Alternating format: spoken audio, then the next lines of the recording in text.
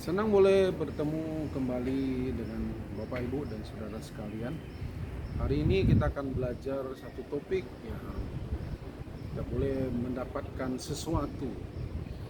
Nah, dalam minggu kemarin ini ada dua artis yang tidak mempublikasikan dirinya, tapi orang lain yang mempublikasikan. Yang pertama Cinta Laura. Bagaimana kemudian dari hasil yang dia bekerja dan kemudian dia pakai untuk menolong orang-orang lain, menyekolahkan banyak anak-anak yang tidak mampu, dan kemudian dia lakukan itu secara diam-diam, dan itu sudah ratusan anak yang tertolong dalam pendidikannya. Dan kemudian Agnes Monica, yang dikenal dengan Agnes Mo, dia dengan penghasilan yang dia dapatkan dari bekerja sebagai artis, dan kemudian dia keluarkan uangnya bekerja sama dengan puskesmas, dan dia membuat satu klinik untuk penanganan COVID-19. Mereka diam-diam melakukan ini, tidak berlebihan, ya, tidak mencoba menjadi YouTuber supaya mendapatkan hasil, tapi berbuat sesuatu. Nah, dalam kehidupan ini sebetulnya ada pilihan dari kehidupan kita.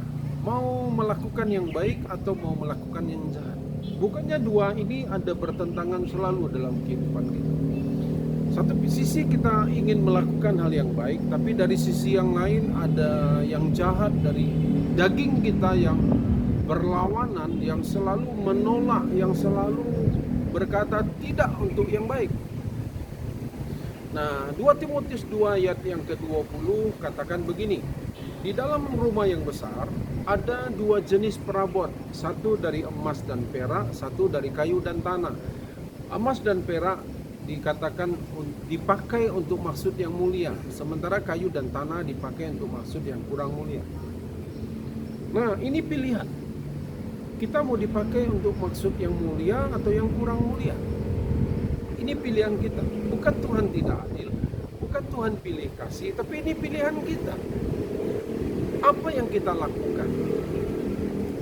Saya mendorong kita, tentu kita memilih untuk melakukan sesuatu supaya kita dipakai untuk pekerjaan yang mulia. Nah, dengan tujuan yang mulia. Saudara, bagaimana caranya supaya kita bisa dipakai untuk maksud yang mulia, bukan yang kurang mulia?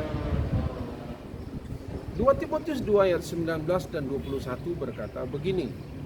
Jauhi yang jahat, menghindar, buang yang jahat, jangan lakukan yang jahat, supaya hidup kita dikuduskan. Kenapa? Karena Tuhan bisa pakai kita, tentu kita harus jaga hidup kita kudus, hidup kita benar, hati kita mesti benar.